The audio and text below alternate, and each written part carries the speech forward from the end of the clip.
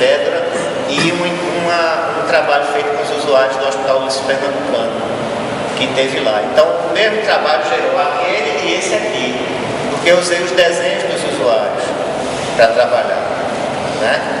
E as histórias contadas lá, tinham histórias contadas de fantasma, de isso, daquilo, de aparição lá no Centro Cultural. Tinha umas coisas que o pessoal falava que eu ia juntando com as imagens e aí ia pensando e ia trabalhando, né? Então a imagem que uma moça fez era bem fantasmagórica, mais parecida com o quadro.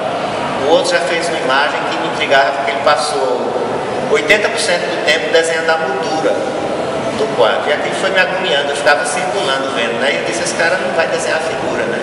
Quando chegou no final, ele ficou batendo assim, e aí fez rapidamente uma figura, que ficou muito parecida com os desenhos de pinturas de Rinaldo. Né? Muito bacana. Aí eu saí, eu escaneei assim, eu fotografei, aliás, e saí recortando essa imagem, sabe?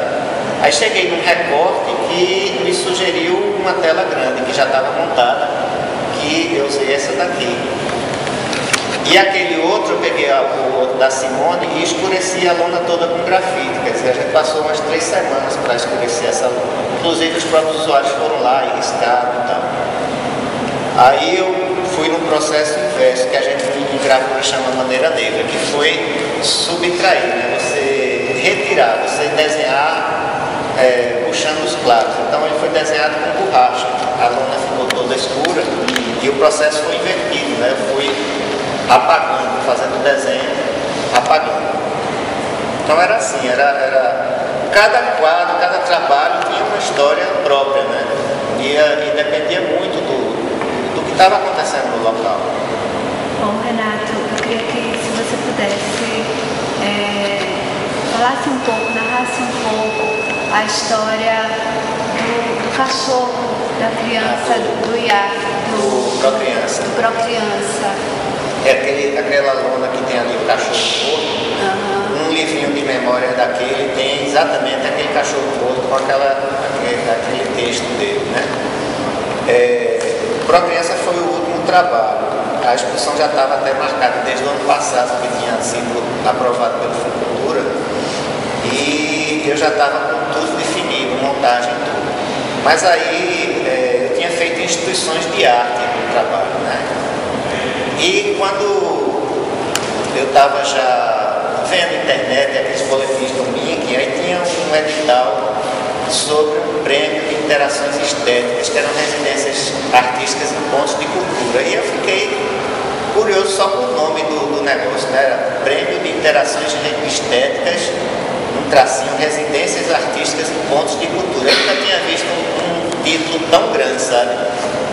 E eu fui ler o edital, aí achei muito interessante, que era uma forma de artistas de todas as áreas, de artes plásticas, música, cinema, teatro, dança, tudo que fosse área podia se inscrever, tinha várias categorias, e fazer uma residência num ponto de cultura. Eu já tinha trabalhado com Procriança, inclusive, mas não sabia direito como é que funcionava o ponto de cultura. E aí era um prêmio bacana, um negócio da Funarte. Eu disse, pô, eu vou arriscar aí, porque eu acho que vai dar, se for aprovado, vai ser uma coisa diferente trabalhar numa instituição que não é uma instituição artística, né? É uma instituição que forma jovens de comunidades carentes para atividades que eles fazem de serigrafia, de dança, a parte de artes plásticas eles fazem porcelana, eles fazem coisas que comercializam e pagam os custos e ficam com dinheiro. É um processo que é muito voltado para a cidadania, da formação do jovem, né? Aí de última hora eu escrevi o projeto e assim, Procriança tinha que dar o aval e realmente foi aprovado. Aí eu tinha 3 meses para trabalhar no Procriança, foi Procriança com Piedade. Então aquela realidade ali era muito esquisita, sabe? Assim, eu ia de ônibus e andava por dentro da comunidade, não via ninguém assim nas ruas, era muito deserto. Quando eu mostrei as fotos, né? E ela pôde ver como as ruas são desertas. Eu não entendia aquilo, não. Eu chegava lá às 18 horas, 8h30, andava pela comunidade toda, gente construindo casa. Você não via menino brincando na rua, você não via as pessoas, esse lugar estranho é isso, né? E aí me disseram, perguntei se as pessoas que trabalham fora, eu disse, não, a maioria está dentro de casa nessas horas. Eu achava aquilo estranho. Quando eu entrava na sede de Procriança, eu sentia assim, num isolamento, olhando para o deserto fora, né? Porque era de deserto para chegar e olhava muita coisa, muito terreno, muitas casas assim, perto e sem movimento, quase nenhum nas ruas. E ainda mais no período que eu comecei, estava de férias a escola vizinha. Bom, aí desde o primeiro dia me incomodou bastante. Eu disse, vocês não fazem nenhum trabalho com a comunidade, não. Eu disse, a maior dificuldade é essa. Tem muita gente da comunidade, mas ao mesmo tempo tem parte da comunidade que rejeita. Parece que a instituição, quando vem de fora, que é instalada, eles têm uma rejeição, que é diferente de uma instituição que brota dentro da comunidade, né? Que eles mesmos organizam e fazem. Mas eu queria fazer alguma ação que pudesse sair pelas ruas e integrar, sabe, com a comunidade. Na primeira aula de desenho que eu dei, que eles pediram para eu dar uma oficina de desenho a essa turma que ia me acompanhar até o final do projeto. Aí eu comecei, eles pegaram um papel cancheta e começou aquele negócio, não sei desenhar, e aquela coisa toda. Eu disse, olha, vocês tiveram a primeira experiência em desenho como foi que vocês aí desenharam em quê? Aí eu risquei a parede lá de casa, eu me lembro que eu risquei isso, o outro riscou não sei o quê, o outro disse, eu fiz um desenho na areia. Aí eu disse, não, eu queria ouvir, sabe? Se não tivesse escutado isso, eu ia ter que falar. Porque Zuleno, que é um amigo meu que morreu há pouco tempo, já com 92 anos de idade, foi uma pessoa muito importante na minha formação, toda a minha formação, né? Ele teve uma infância muito pobre, pesqueira, e ele disse que a primeira prancheta dele foi o chão e o primeiro lápis um graveto, quando ele viu uma pessoa desenhando no meio do mato. A mãe dele era lavadeira, era uma família enorme, e ela era sozinha, ela não podia deixá-los em casa, né? Ela morava num barraco de terra batida e levava todos eles para ficar lavando roupa no rio. Ele morreu com 92 anos. Isso acho que 1920, por aí, né? Deve ter acontecido mais ou menos nesse período, em pesqueira, né? Aí lavava a roupa no rio, o rio não era poluído, né? Então dava para fazer isso. Então, nesse trajeto tudo, ele viu o cara lá no mato desenhando um cavalo, desenhando umas coisas, e ficou impressionado, ficou olhando assim. E ele disse que aquilo não saiu da cabeça dele. Depois daquilo, ele ainda começou a desenhar no chão, porque ele não tinha lápis, não tinha papel, não tinha nada. E durante alguns anos ele desenhou no chão. Aí eu queria pegar essa experiência, sabe? E